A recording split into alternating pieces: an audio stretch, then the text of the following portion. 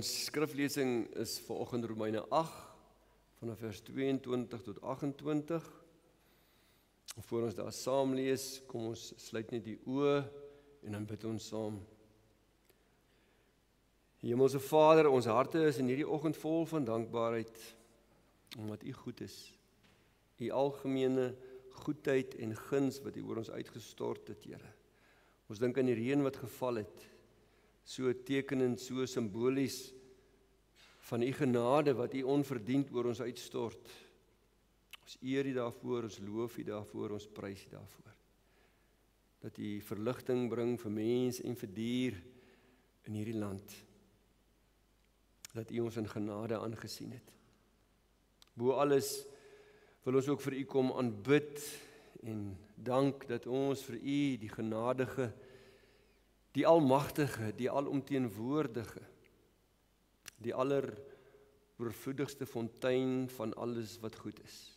Dat ons U kan ken deur U Seun Jesus Christus en dat ons U kan aanbid. Dat ons die voorreg het om deur Jesus onsself kinders van God te kan noem. Ons eer U daarvoor, ons aanbid U, ons loof en prys U. En ons dankie dat waar ons nou so in die teenwoordigheid bymekaar kom, dat ons kan weet dat U deur U Gees ook by ons is. Vader, ons bid ook dat U vanoggend met ons sal praat deur U woord wat lewend en kragtig is.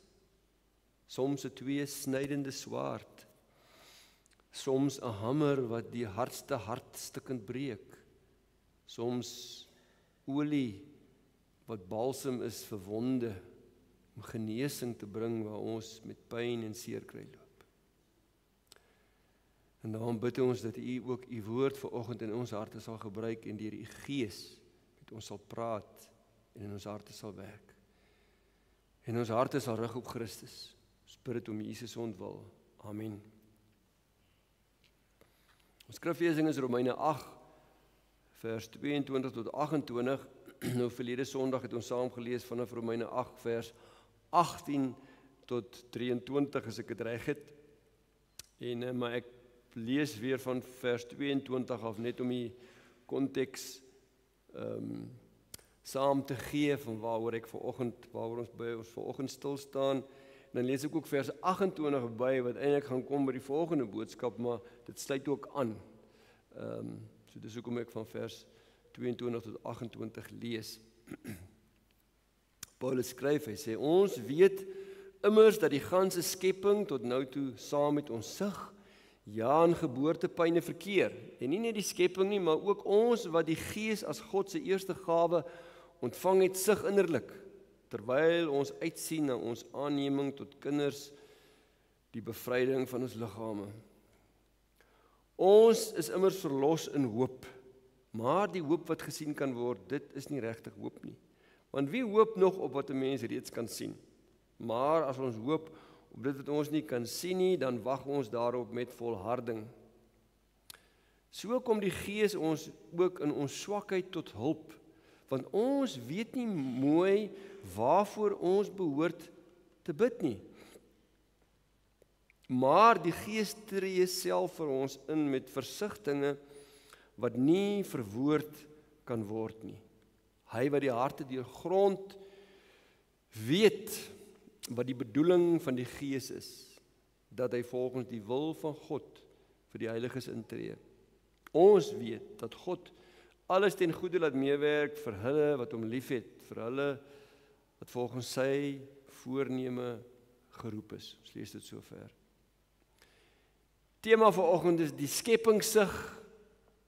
Ons, die kinders van die Here, sug, die Gees sug, dat ons met Christus verheerlik word. Die skeppingsig, ons as gelowiges sug, en die Gees sug, dat ons met Christus verheerlik kan word. 'n Lewe onder beheer van die Gees word soms vir Christene voorgehou as 'n lewe gevrywaar van pyn, siekte, ellende, beproewings, lyding en teenspoed. Prosperity gospel, wat in baie kerke verkondig word en deur baie aangehang word, maar wat nie waar is nie. In Romeine spel Paulus egter die teendeel uit vir God se kinders. Julle gaan dit geensins makliker hê in die lewe nie. Hy sê in Romeine 8 vers 17 waaroor die hele boodskap gegaan het, ons is mede-erfgename met Christus, mits ons inderdaad saam met hom ly, sodat ons ook saam met hom verheerlik kan word. Christus, ons verlosser, moes eers ly en sterf voordat hy verheerlik kon word. Daarom geld dieselfde patroon vir ons, sy volgelinge, in 'n God vyhandige en sondige, gebroke wêreld. Om net saam te vat, hoekom is dit so? As Christen is jy wedergebore deur die Gees, jy leef deur die Gees, jy bedink die dinge van die Gees.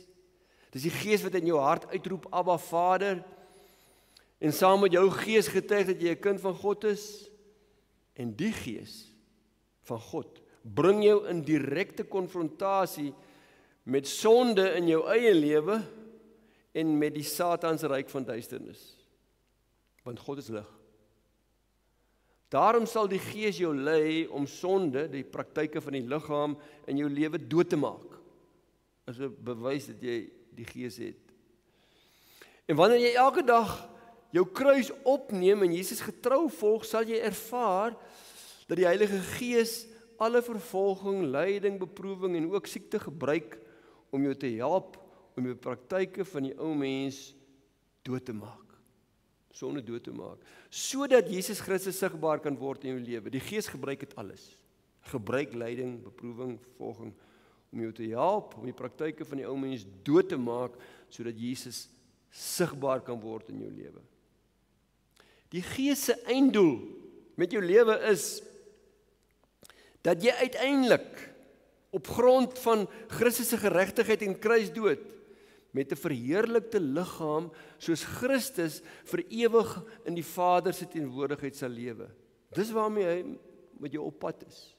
Ons het baie doele hier op aarde. Dis sy doel. Hy wil jou vat dat jy met 'n verheerlikte liggaam soos Christus met die Vader sal leef in sy teenwoordigheid. En verlede Sondag het ons gesien dat die skepping wat na die sonde van Adam en Eva deur God aan sinloosheid onderwerp is, hoop en verlang daarna om van verganklikheid, die dood, bevry te word.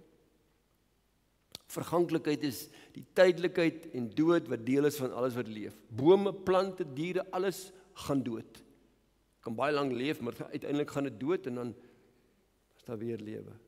Bevryding van verganklikheid sal eers gebeur wanneer God met Jesus se wederkoms 'n nuwe hemel en 'n nuwe aarde skep waar God se kinders met verheerlikte liggame saam met Jesus sal regeer.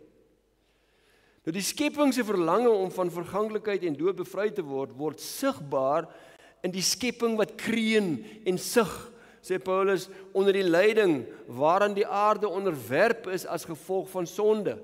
En God het dit daarin onderwerp. Deur 'n vloek na die sondeval. En nou is daar lyding. En Paulus vergelyk die lyding met geboortepyne. In Romeine 8:22 sê hy, ons weet immers dat die ganse skepping tot nou toe saam met ons sug, ja, in geboortepyne verkeer. Nou die lyding van geboortepyne waar onder die skepping sug in kreun in afwagting op God se nuwe hemel en aarde wanneer alles nuut gemaak gaan word, is die oorloë en die hongersnood en aardbewings waarvan die Here Jesus in Matteus 24 en ook in Markus praat, hy noem dit geboortepyne. En Romeine 8:23 wys Paulus dan daarop dat dit nie net die skepping is wat kreun en sug onder die lyding van geboortepyne nie, hy sê ons sug ook. Skepping sug, ons sug ook. Dit wil sê gelowiges kreun en sug ook as te ware onder lyding wat hulle as Christene verduur. Hy sê ook ons wat die Gees as God se eerste gawe ontvang het, sug innerlik, soos die skepping sug. So sug ons ook. Hoekom sug en kreun gelowiges onder lyding? Paulus gee die antwoord, terwyl ons uitsien na ons aanneming tot kinders, die bevryding van ons liggame, dis in verwagting van dit wat kom. So gelowiges sug en kreun onder lyding op hulle aardse pad as gebed tot die Vader. Om uiteindelik bevry te word en verlos te word van hulle aardse liggame en bekleed te word met verheerlikte liggame. Ons is op pad. Ons sug, ons kreun, ons weet dit kom, ons sien uit daarna, ons wag daarna, soos die skepping. Maar hierdie versigtiging en roepe en gebede na God te midde van lyding is geanker in 'n vaste hoop dat ons verlossing vas staan. Paulus getuig daarvan in Romeine 8:24. Daar sê hy, ons is immers verlos in hoop, maar die hoop wat gesien kan word, dit is nie regtig hoop nie, want wie hoop nog op wat 'n mens reeds kan sien? Nou, hoop moet hier glad nie verwar word met die alledaagse betekenis van hoop nie. Jy is nie seker nie, daarom hoop jy dat iets sal gebeur. As iemand sê hy hoop, dan hy is nie seker nie. Hy hoop dit sal gebeur. As die Springbokke in die Wêreldbeker finaal speel, dan hoop ek hulle gaan wen. Ek is nie seker hulle gaan wen nie. Die hoop van die Nuwe Testament is vas en seker. Die Hebreërskrywer beskryf vir ons hoe seker en vas die Christelike hoop is, dat ons finaal en volkome verlos sal word. In Hebreërs 6 vers 19 skryf die Hebreërskrywer, hy sê, hierdie hoop besit ons as 'n veilige en 'n onbeweeglike lewensanker wat agter die voorhangsel vas is. 'n Anker is iets wat jy vasmaak of wat jy inkap of wat jy aan iets vasmaak. Nou die Hebreërskrywer gebruik 'n baie kragtige beeld om die sekerheid van hoop te beskryf. Hy sê ons hoop is soos 'n anker wat vasgemaak is agter die voorhangsel in die tempel, in die allerheiligste, waar net die hoëpriester kon ingaan. En dis daar vasgemaak, maar nie die allerheiligste in die aardse tempel en die allerheiligste in die hemelse tempel. En daai hoop is daar vas. En dit jou as te ware in kontrol totdat jy saam met Christus met 'n verheerlikte liggaam daar in God se teenwoordigheid sal wees. In die volgende vers in Hebreërs 6:20 is dit duidelik dat Jesus self hierdie lewensanker vasgemaak het. As daar nou 'n boot is en jy wil hom vasmaak, dan gaan iemand en hy maak die tou vas. Ek onthou ons het eendag daar in die Pongola rivier in Natal, ek was in die weermag, toe gaan ons met 'n vlot af in die rivier, en die rivier is vol krokodille, en op 'n stadium moet jy nou uitgaan. Toe vat ek die tou en ek swem uit met die tou kant toe om hom daar vas te maak sodat die vlot kan uitkom. En terwyl ek so swem, toe besef ek maar hier is ook krokodille. En deur die genade het ek hom veilig by die kant gekom. Maar toe kon ek die tou vasmaak en hy's geanker. En toe kon die vlot kant toe gaan. So het Jesus self ingegaan in die allerheiligste en die lewensanker vasgemaak agter die voorhangsel. Ons lees daar het Jesus ons voorloper ter wille van ons ingegaan en hy is vir ewig hoëpriester. In die Ou Testament het die hoëpriester eenmal 'n jaar ingegaan. Jesus het net een keer ingegaan. En nie in die aardse tempel nie, maar in God se allerheiligste in die hemel. En in Hebreërs 9:24 verduidelik die Hebreërskrywer die lewensanker. Wat is die lewensanker wat hy daar vasgemaak het? Dis sy offerbloed aan die kruis wat hy ingevat het en daar voor die Vader gaan sit het. Sy offerbloed, homself. Hy is die hoëpriester en hy is die lam. Hy is die offerlam wat geslag is. Waarmee hy agter die voorhangsel in die allerheiligste van die hemel ingegaan het. En dan lees ons in Hebreërs 9:24 en 26, Christus het nie ingegaan in 'n heiligdom wat deur mense gemaak is nie, hy het in die hemel self ingegaan om ter wille van ons voor God te verskyn, om deur sy offer die sonde weg te neem. Jesus se kruisbloedoffer agter die voorhangsel in die hemel is die onbeweeglike lewensanker.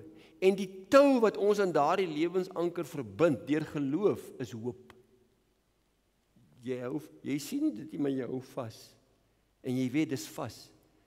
Dis soos iemand wat jou teen 'n kraans optrek. Jy hou vas in die tou, maar dis vasgemaak bo. En Jesus het dit vasgemaak. So hoop is die onwrikbare vertroue dat God sal doen wat hy beloof het. Dit is 'n hoop wat seker is dat God ons uiteindelik sal bekleed met verheerlikte liggame op sy nuwe hemel en aarde. Maar nou kan jy sê, maar hoe seker is ek dat ek aan die regte tou vashou? Hoe seker is ek dat die hoop in my hart vas is en waar is? Dat dit deel is van dit waarvan Paulus praat en waarvan die Hebreërskrywer skryf. Veral wanneer lyding met Jesus in teenstand, bekommernisse en beproewings en siekte my deel is, omdat ek aan Jesus getrou bly, dan kan dit jou laat begin wonder. Wanneer ek kreun en sug en stry, omdat ek in my menslike liggaam bewus is van my swakhede en my tekortkomings en my beperkings, dan val die duiwel my aan. En dan sou hy saai twyfel in my hart. Dan sê hy, jy hou aan die verkeerde tou vas. Of wanneer ek nog worstel met sonde en dit vir my voel of ek vorder min op die pad van heiligmaking, dan val die duiwel my aan en hy sê, jy is nie 'n kind van God nie. Kyk hoe lyk jy? Dan saai hy twyfel in my hart. Of wanneer lyding met Jesus in teenstand, bekommernisse, beproewings en siekte my deel is, omdat ek aan die Here Jesus getrou wil bly, dan val die duiwel my aan en saai twyfel in my hart. Hoe weet ek dat die hoop in my hart, die ankertou waaraan ek vashou, vas is aan die onbeweeglike anker van Jesus se kruisdood agter die voorhangsel? In vers 23 gee Paulus vir ons die rede hoe jy kan weet.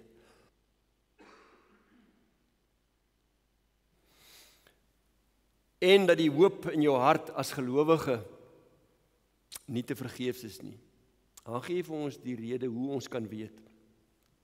En daar sê hy, ook ons wat die Gees as God se eerste gawe ontvang het, sig innerlik. Ook ons wat die Gees as God se eerste gawe ontvang het, is nou die Gees wat ons as God se eerste gawe ontvang het, getuig en bevestig in jou hart dat jou hoop op verlossing eg en waar is. Ons het reeds daarby stil gestaan. Dis die Gees wat in jou hart getuig, die God se kind is. Die Gees wat jy as God se eerste gawe ontvang het, verseker jou dat jy onherroepelik vasgemaak is aan die onbeweeglike lewensanker in die hemel. Die Gees wat ons as God se eerste gawe ontvang het, verseker jou dat jou roepe en jou sug en jou kreun te midde van lyding en swaar kry nie te vergeefs is nie. En dat hy die Gees is wat jou na God laat roep en laat vra en laat bid wanneer jy ly. Maar dit help ons as ons verstaan wat is die presiese betekenis van die Gees as God se eerste gawe. Nou die Griekse woord vir eerste gawe dui op die eerste vrugte van die wat met die oes ingebring is, as versekering dat die res van die oes gaan volg. Dis die eerste gawe. Dis net die versekering dat die res gaan volg. So die ontvangs van die Gees van God by wedergebore as te ware is die eerste paaiement van ons heerlike verlossing in Jesus. Dis die eerste paaiement. En daai Gees getuig in jou hart dat jy 'n kind van God is. In Efesiërs 1 in 2 Korintiërs 1 en in 2 Korintiërs 5 bevestig Paulus hierdie kosbare waarheid en dis baie belangrik. Ek wil net die 3 tekste vir u vinnig gee. In Efesiërs 1 sê Paulus, in Christus het die Heilige Gees wat deur God beloof is, julle as die eiendom van God beseël. Dit sê merk op. Die Heilige Gees is die waarborg dat ons ook verder sal ontvang wat God beloof het. Dis waar die eerste gawe inkom. Die Heilige Gees is die waarborg dat jy verder sal ontvang wat God beloof het, wanneer hy almal wat aan hom behoort volkome sal verlos. In 2 Korintiërs 1:21-22, amper presies dieselfde. God het ons vir hom afgesonder, ons as sy eiendom beseël en die Heilige Gees in ons harte gegee as waarborg van wat ons nog sal ontvang. Die Heilige Gees in jou hart is die waarborg dat God dit sal gee wat hy beloof het. En dan 2 Korintiërs 5 vers 1 waar Paulus praat oor die aardse tent en die hemelse vaste woning, dan sê hy, ons weet tog dat wanneer ons aardse tentwoning afgebreek word, ons 'n gebou het wat van God kom, 'n ewige woning in die hemele. Hy wat ons juis hiervoor voorberei het, is God wat aan ons die Gees as waarborg gegee het. Ek kan dit nie sien nie. Maar ek het die eerste gawe ontvang. Ek is beseël. Die paaiement, die waarborg is in my hart dat God dit sal doen en gaan doen. Geliefdes, met hierdie waarborg van die Heilige Gees in ons harte, wat saam met ons gees getuig dat ons kinders van God is, ja, die waarborg van God in ons harte verseël deur die Gees, is ons seker ons sal 'n ewige woning in die hemele ontvang. En daarom het ons te midde van lyding, stryd, swaar kry, beproewings, teenstand, en selfs wanneer jy worstel met sonde, 'n vaste hoop op 'n ewige woning in die hemel. Wat ons nie kan sien nie, maar waarvan ons seker is, omdat die waarborg van die Gees in ons harte is. En daarom sê Paulus in Romeine 8:25, maar as ons hoop op dit wat ons nie sien nie, dan wag ons daarop met volharding. Ons het hier 'n geweldige troos.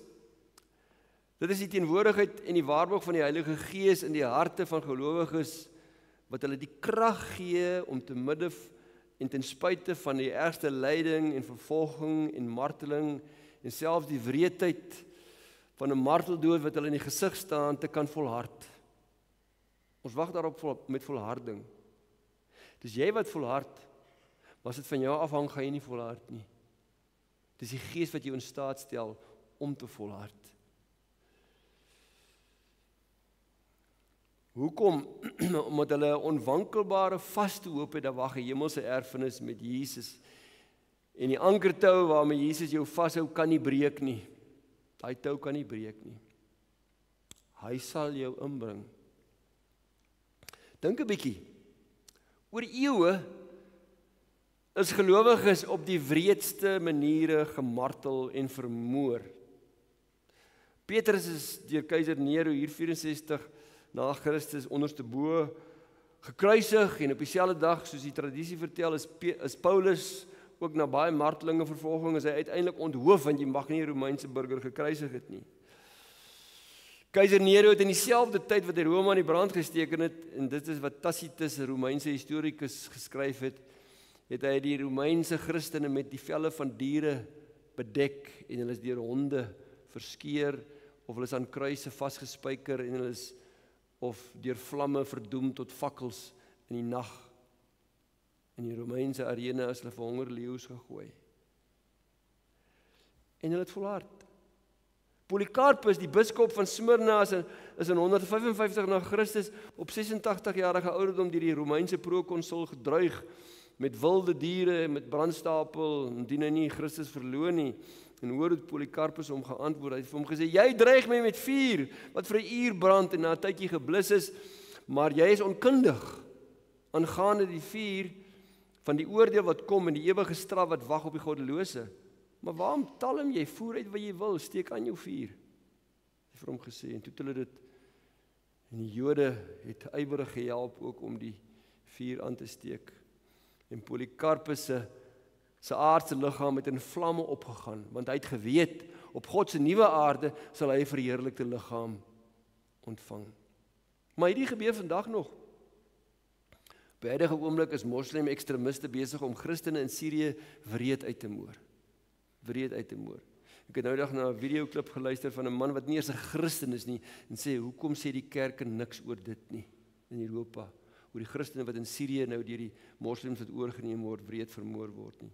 Of soos die 70 gelowiges, ek het daarna verwys in 'n vorige boodskap, wat op die 13de Februarie deur moslem ekstremiste in Kasanga in die DRC, in 'n protestantse kerkgebou met pangas en hammers doodgemaak is nie. Waar het hulle die krag gekry? Hierdie gelowiges, hierdie eeue. Wat het hulle in staat gestel om te volhard? Was hulle sulke besondere Christene? Nee, hulle was nie. Moenie laat iemand dit jou wys maak nie. Hulle was net so swak soos ek en jy. Die Heilige Gees in hulle harte, wat God as waarborg van die ewige lewe in hulle harte gee, het hulle in staat gestel om te volhard tot op die einde. As dit van hulle afgehang het, sou hulle dit nie gemaak het nie. Dit is God se Gees wat vir hulle die krag gee. Hoe kry 'n man dit reg om vir 20 jaar in 'n tronk te wees, in 'n selletjie wat so groot is soos 6 van die blokke, waar hy in die ronde stap, en na 20 jaar kom hy uit, en as hy by sy volle verstand, in sy hart brand vir die Here Jesus. Dis nie menslik moontlik. Dis wat God kan doen. En dit bring ons by Romeine 8 vers 26 en 27, wat ten nouste hierby aansluit. 'n Kosbare geheim en troos vir ons geloofslewe uitspel. Nou ons tema vanoggend is die skepingssig, ons sig, die geessig, dat ons met Christus verheerlik sal word. Nou om net weer duidelik te kry, die woordjie sig kom van die Griekse woord stenazo. Wat in Romeine 8 se konteks dui op gebed tot God te midde van lyding en swaar kry. Versigtiging, gebede met 'n gekreun. En jy kry swaar. In Engels word dit vertaal met groan. Sug kan verkeerd oorkom. Iemand sit en dan sug hy van omdat hy niks om te doen nie. Dis nie die sug hier nie. Dis dis 'n groan, dis kreun onder lyding. Nou ons het reeds stilgestaan by die skepping wat sug te midde van geboortepyne, natuurrampe en oorloë om vry te kom van die verganklikheid met die verlange na God se nuwe skepping. Ons het ook stilgestaan by God se kinders wat sug, ons wat te midde van ons aardse stryding en lyding met 'n vaste hoop in ons harte bid sug dat God se koninkryk sal kom waar ons as mede-erfgename met Christus sal regeer. En nou is ons by die Gees wat sug. Dis geheimenis. Die Gees wat sug. Dink in die Engels groan. Dat God se kinders met Christus verheerlik sal word. Die Gees wat jy ontvang het as eerste gawe en jou eerste paaiement is op jou finale erfborsie, wat getuig dat jy 'n kind van God is, hy sug in jou. So ons kyk net eers na vers 26. So kom die Gees ons ook in ons swakheid tot hulp. Want ons weet nie mooi waarvoor ons behoort te bid nie. Maar die Gees tree self vir ons in met versigtinge wat nie verwoord kan word nie. Nou hierdie is 'n kosbare waarheid en troos vir gelowiges. Ten eerste moet God se kinders daaraan vashou dat die Heilige Gees wat hulle verseël het en hulle getuig dat hulle God se kinders is, hulle wil laat volhard tot die einde toe. Dis die Gees se plan met jou.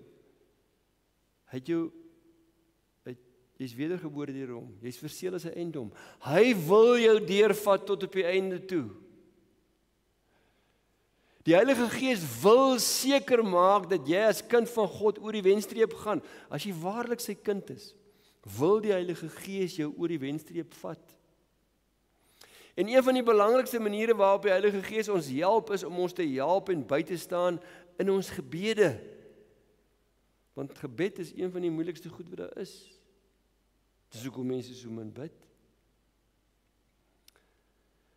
En dat ons onder moeilike omstandighede steeds sal bid dat God sy koninkryk sal kom, sy wil sal geskied en sy naam geheilig sal word. Want dit is die gebede wat God hoor. Dit in lyn met sy wil en in lyn met sy koninkryk. Nou hoe help die Gees ons in ons gebede? Die Gees kom ons ook in ons swakheid te hulp, sê Paulus, want ons weet nie mooi waarvoor ons behoort te bid nie. Nou Paulus noem twee dinge hier, ek het dit daar in geel gesit.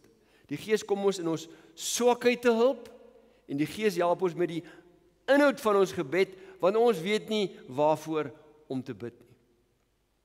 Nou ten eerste is dit duidelik dat die Gees ons nie help om te bid vir dit waarvoor daar duidelike opdragte in die Bybel is nie. Byvoorbeeld om te bid vir die redding van verlore mense nie. Ons weet dit, jy moet daarvoor bid, Paulus sê dit. Of om te bid dat die Here arbeiders sal uitstuur in sy koninkryk, of om te bid vir gelowiges wat afvallig raak, of om te bid vir die regering, of om te bid vir geestelike leiers, om te bid vir jou vrou en jou kinders. Daar's honderde sake wat in lyn is met God se wil en wat ons net voor kan bid. En God sal antwoord. Waarvoor ons moet bid dat God se naam geheilig word en sy koninkryk sal kom en sy wil sal geskied. Eenvoudig, maak net jou Bybel oop en lees en jy sal sien dit staan daar, dis waarvoor jy moet bid. Maar dis nie waarvan Paulus praat hier in Romeine nie. Dis duidelik dat dit waarmee die Gees ons moet bystaan in ons gebede, is dit wat ons in ons swakheid en as gevolg van ons swakheid nie weet wat ons moet bid nie. En omdat ons daaroor onseker is in ons swakheid. Ons swakheid maak dat ons nie weet wat ons moet bid nie. Jou swakheid maak dat jy nie weet wat om te bid nie. Nou vanuit die konteks van Romeine 8 vers 18 tot 28 is die swakheid waarvan Paulus praat waarskynlik die swakheid van ons menslike liggame en situasies en verhoudings met familie en ander as gevolg van lyding, vervolging, beproewing, swaar kry, siekte, dood, die vasgeloopheid van die lewe as gevolg van sonde, ook ander mense se sonde. Daar's min dinge wat mense so kan omvergooi, soos die sonde van ander. As 'n ma en 'n pa skei, die effek daarvan op die kinders. Geliefdes, enige lyding, siekte en ellende, wat my broosheid en swakheid bloot lê, omdat ek as kind van God, vanweë my omstandighede, nie weet wat om te bid nie. Dis die swakheid waarin die Gees ons bystaan. En baie van u wat hier sit, weet presies waarvan ek praat. My omstandighede is so oorweldigend, ek weet nie wat om te bid nie. Hoekom nie? Want ek weet nie wat is God se wil nie, vir my lewe. En ek weet ook nie waarvoor ek moet bid nie. Baie keer as ons op 'n afstand staan en ons kyk na mense in hulle swakheid met hulle nood voor God, oorweldig deur die nood of krisis of ellende of slegte nuus wat gelowiges getref het, dan het ons soos hulle ook nie raad nie. En ons weet ook nie wat om te bid nie. Jy kom by mense en dan een of ander geweldige ellende hulle getref en die Here het dit oor hulle lewe gebring. Jy weet nie wat om vir hulle te sê nie, jy weet ook nie wat om te bid nie. En jy is nie God nie. Jy kry kanker of jou vrou of man of kind kry kanker, wat bid jy? Wat bid jy? Die slegte nuus is so oorweldigend en jy begeer met jou hele hart dat God die persoon sal genees. Maar jy weet in jou agterkop nie of God hom wil genees en of dit die laaste pylvlak is om hom voor te berei vir die hemel nie. Jy wil sê Here genees hom, maar jy weet die Here is dalk besig met hom hemel toe te vat. So wat bid jy? Wat bid jy? Jou hart is so stikkend en jy is so afgestomp deur hartseer en pyn en bekommernis dat jy nie meer helder kan dink nie en mense moet tot dan net nie dan vir jou kom raad gee nie. Jy kan nie eers helder dink nie, wat nog te sê bid. Jy kan nie bid nie. Jy sit net daar verslae, oorweldig en jy weet nie wat om te sê nie. En jy verstaan dit nie. Die Here het toegelaat dat 'n boodskapper van Satan Paulus met die vuis te slaan om hom te bewaar van hoogmoed. Nou sal mense sê, kon die Here dit nie anders gedoen het nie. Vir Paulus het dit so erg geword. Dan lees ons in 2 Korintiërs 12 vers 8 tot 10. Hieroor het ek die Here 3 maal gesmeek dat dit vir my moet wyk. Maar hy het vir my gesê, my genade is vir jou genoeg, want my krag word in swakheid volbring. So hierdie boodskapper van Satan wat hom tuister, gaan daar bly. Ek gaan dit nie wegvat nie. Miskien is daar ook iets in jou lewe of omstandighede waarvoor jy die Here smeek om dit te verander of weg te neem. Want jy reken, dit kan tog nie die wil van die Here wees nie. En nou gaan jy mense kry wat so gewetenloos is, dat hulle vir jou gaan sê, dis as gevolg van sonde wat die goed daar in jou lewe is. Dis gewetenloos. En ons gaan voor die Here verantwoording doen as ons dit vir mense sê. Jy worstel, jy sê, Here, dit kan tog nie u wil wees nie. Neem dit weg. Sê die Here, nee. My genade is vir jou genoeg. Uiteindelik is jy in jou swakheid voor die Here gebroken en afhanklik. En dis die meeste van die tyd waar die Here jou wil hê, gebroken in swakheid en afhanklik. Hier gee Paulus 'n ongelooflike belofte. Hy sê, so kom die Gees ons ook in ons swakheid te help. Want ons weet nie mooi waarvoor ons behoort te bid nie. Maar die Gees tree self vir ons in met versigtinge wat nie verwoord kan word nie. Wanneer jy in swakheid, gebroken, afhanklik, stikkend en afgestomp deur lyding van jou omstandighede, verslae voor God sit sonder woorde, dan tree die Gees van God vir jou in. Met versigtinge wat nie verwoord kan word nie. Geliefdes, onthou die Heilige Gees wil jou eintlik oor die wenstreep neem en sal jou nie los nie. En in sulke oomblikke dan tree hy vir jou in. Die Gees van God wat in jou woon, bid in jou hart tot God sonder dat jy woorde gebruik. Hy bid in jou tot God sonder dat hy woorde gebruik. En daar waar jy sonder woorde net met jou hartseer en pyn en die versigtiging van jou hart voor God sit, rig die Gees jou hart op God en sit jou hartseer en jou pyn en jou versigtiging om in 'n onhoorbare gebed tot God die Vader, en hy tree in vir jou by die Vader, sodat sy wil sal geskied in daai situasie waar jy nie weet of jy links of regs moet gaan, op en af, en wat jy moet doen nie. Jy weet nie eens hoe jy voel nie. As jy so voor God is, dan tree die Gees in, en hy vat dit wat in jou hart is. En hy sê dit om in 'n onhoorbare gebed. Amper soos Hanna, die vrou van Elkana wat vir jare kinderloos was en elke jaar met trane by die tempel gebid het totdat die Here vir Samuel aan haar gegee het, wat God kragtig as priester in Israel gebruik het. En ons lees in 1 Samuel 1, terwyl Hanna so bid voor die Here het Eli haar mond opgehou, maar Hanna self was besig om in haar hart te praat, net haar lippe het beweeg en haar stem was onhoorbaar en Eli het gedink sy is dronk. Meeste van die tyd ken ons nie die diepte van ons eie nood eers nie en besef ook nie die heerlikheid wat die Vader vir ons in die oog het nie. En dan bid die Gees in en deur ons onuitspreekbare wat nie deur ons woord deur jou gebede in woorde omgesit word nie. En al wat jy kan uitkry is 'n hart wat tot God roep in jou nood, en jou ellende en jou lyding, en die Heilige Gees vat dit en hy bring dit na die Vader as 'n gebed. Luister na Dawid se gebed in Psalm 143 as voorbeeld. Dawid sê, ek het alle moed verloor, ek is verslae, ek strek my hande uit in gebed na U toe, ek is voor U soos 'n uitgedorde land. Baie keer as jy so bid, dan jy weet nie wat om te sê nie. Jy weet nie wat God se wil nie. Jy hoef nie te weet nie. Jy hoef nie te weet nie. Jy hoef nie altyd te weet nie. Die Heilige Gees weet. Hy tref vir jou in. Dawid se gebed gee vir ons 'n raakbeskrywing van wanneer ons nie weet wat om te bid nie en die Gees ons in ons swakheid te hulp kom deur vir ons in te tree by die Vader met versigtinge wat nie verwoord kan word nie. En moet tog asseblief nie dat iemand vir jou kom vertel te spreek in tale wat hier ter sprake is nie. Selfs nie eers die spreek in tale wat in die Bybel ter sprake was nie, want dit is aan party gegee en aan party nie. Ek praat nie eers van dit wat vandag gebeur nie. Wat hier ter sprake is vir alle gelowiges. En dit bring ons by Romeine 8 vers 27.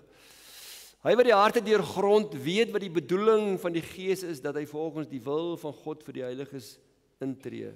Hier is 'n geweldige troos.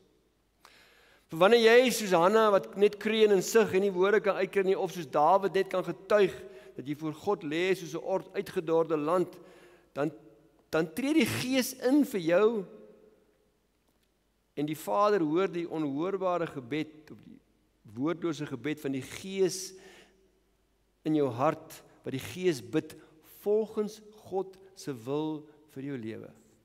Die Gees bid dit volgens God se wil vir jou lewe. So vanuit jou gaan daar 'n gebed tot die Vader volgens God se wil. Maar jy spreek dit nie uit nie, jy weet ook nie wat dit is nie. So in die hart van sy kinders vind God tesame, wat vind hy? Hy vind twee goed. Hy vind die sukkelgebed van sy kinders en die onhoorbare gebed van die Heilige Gees wat vir jou intree. Hy vind die sukkelgebed van sy kinders en die onhoorbare gebed sonder woorde van die Heilige Gees in jou hart. Want die Heilige Gees woon in jou. Hy tree vir jou in. Troost jou daaraan. Al weet jy nie presies waarvoor die Gees vir jou by die Vader intree nie. Die Gees weet presies wat die Vader se wil vir jou lewe is en wat die beste is vir jou en wat die pad is en dis wat hy bid vir jou.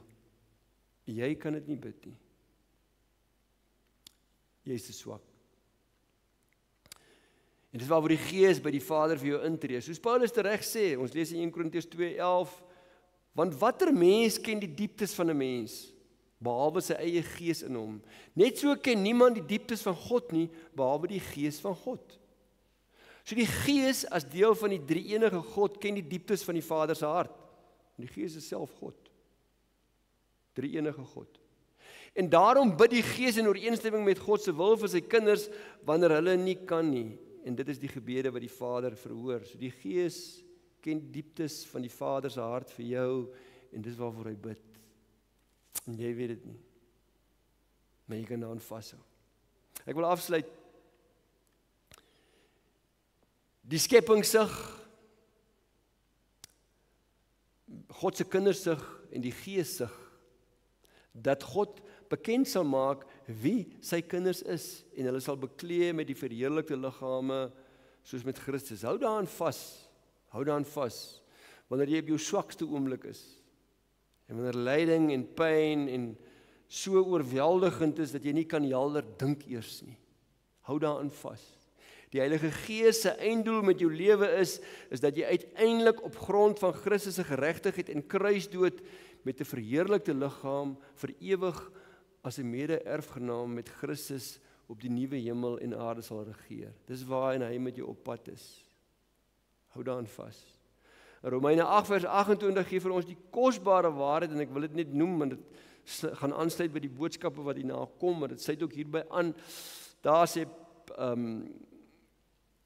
Paulus, daar sê vers 27 is 28, ons weet dat God alles ten goeie laat meewerk vir hulle wat hom liefhet, vir hulle wat volgens sy voorneme geroep is. Nou uit die konteks is baie duidelik wat die alles is.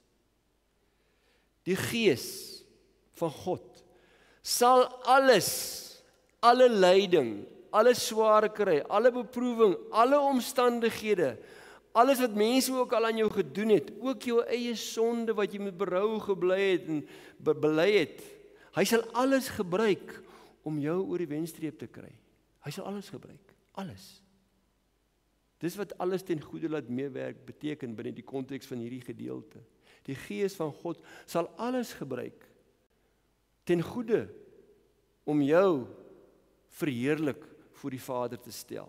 En dis wat Paulus aan die einde van Tessalonisense, en daarmee sluit ek af, wat hy bid vir die gemeente van Tessalonisense, wanneer hy vir hulle sê, mag God wat vrede gee, julle so bewaar, dat julle onberispelik sal wees wanneer ons Here Jesus Christus weer kom. Hy sal dit ook doen, want hy wat julle roep is getrou. Hy sal dit ook doen, want hy wat julle roep is getrou. Amen. Kom ons bid saam. Hemelse Vader, ons dankie vir u woord. Ja, Here, ons dankie vir die diepte van u woord, en dat ons nie altyd besef wat u vir ons sê nie. Dankie, Here Jesus, dat u ook vir ons intree aan die regterhand van die Vader. En Heilige Gees, dankie dat ons weet dat u ook vir ons intree. Dat u in ons harte bid. En dat u ons uiteindelik wil saamneem en voor die Vader bring as u verloste kinders op 'n nuwe hemel en 'n nuwe aarde. Ja, Here, u genade is so groot. U liefde is onverdiend. Ons kan u net aanbid en ons lewe aan u kom toewy. Ons bid dat u deur die Heilige Gees, die Gees wat ons ontvang het as eerste gawe, as eerste paaiement, wat getuig dat ons die kinders is, dat u ons, o Gees van God, dat u ons sal vul en bekragtig om voluit te leef vir Jesus in hierdie wêreld, sodat mense kan sien, ons behoort aan u. En wanneer ons deur lyding gaan, wanneer lyding en beproewings en swaar kry en omstandighede ons swakheid bloot lê, ja Here, dankie dat ons kan weet dat u ons dra, en dat u ons deurdra, en dat u ons harte op Christus rig. Ons bid dit om Jesus ontwil. Amen. Ons gee nou geleentheid vir die opneem van die dankoffers.